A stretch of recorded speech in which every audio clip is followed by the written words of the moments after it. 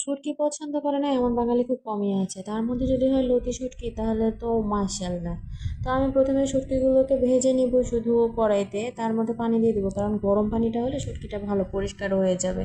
আর শুটকি পরিষ্কার না হলে খেতে ইচ্ছা করে না।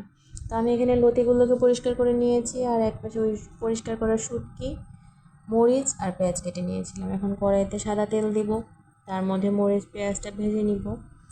সুন্দর করে মরিচ পেঁয়াজটা ভেজে নিব। ভেজে নেওয়ার পর আমি একে একে সকল মশলা দিব। হ্যাঁ, আমি আবার করি কি, সব মশলা একসাথে দেওয়ার আগে একটু পানি দিয়ে নিই, তাহলে কি মশলাটা পুড়ে যায় না। আমি লবণ দিলাম, হলুদ দিলাম, তার মধ্যে জিরা গুঁড়া দিব। আর হ্যাঁ, রসুন তো মাস্ট, কারণ রসুন ছাড়া শুটকি খাওয়াই যাবে না। তো আমি মশলাগুলোকে সুন্দর করে কষিয়ে নিব।